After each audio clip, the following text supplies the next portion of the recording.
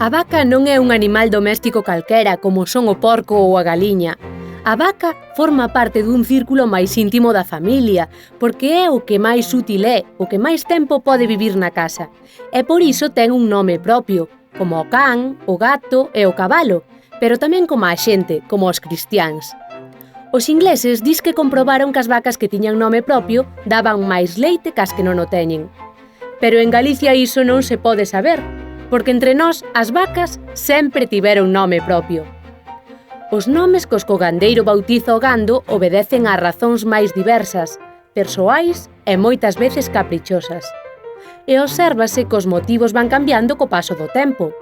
Así temos que os máis comuns hai anos eran nomes motivados na cor da capa: rubia, vermella, marela, teixa, roxa, negra, morena, moura, loura, branca, pinta, cereixa ou parda.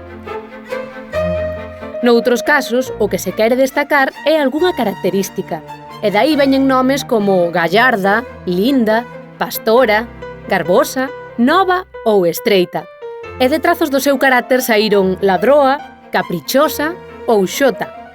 Outras veces póñenlles nomes de animais, anduriña a unha vaca pinta ou pomba a unha branca. Tamén nomes de plantas, castaña, figueira ou nogueira. Outras veces o nome indica de onde veu a tal vaca, portuguesa, mandeo ou cartelle. E outras veces é o nome do dono ou da dona. Dúas vacas galegas conseguiron entrar na historia co seu nome. Foron Parrula e Elvira, as dúas primeiras vacas que morreron en Galicia a consecuencia do mal das vacas tolas, hai xa 10 anos. Nos últimos decenios, as vacas galegas concentráronse nas provincias da Coruña e Lugo, coa importante excepción dos concellos da comarca de Lalín. Hoxe hai menos gandeiros, pero con máis vacas.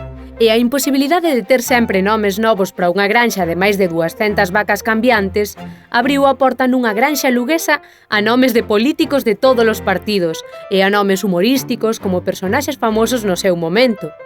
Dúrcal, Carina, Pamela, Pantoxa, Chicholina, Sabrina, Chenoa, Macarena, Tonecha ou Gallosa. Ben falado. Para sacarlle o leite á vaquiña hai na que? Uxir. Se a unha cadeira lle falta un pé, estará Coxa. Mas como sabes? Vostedes que ven aquí, a cabeza dunha vaca ou dun boi, e efectivamente este é un signo da escritura xeroglífica exipcia que representaba probablemente iso, unha vaca ou un boi. Dos exipcios aprenderon a escribir os que vivían no Sinaí e estilizaron, como ven, moito a figura.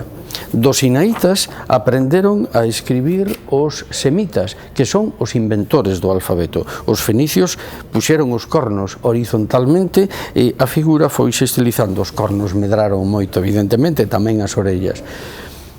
Os fenicios non escribían as vogais. Deles aprenderon a escribir os gregos, e para os gregos escribir as vogais era importante.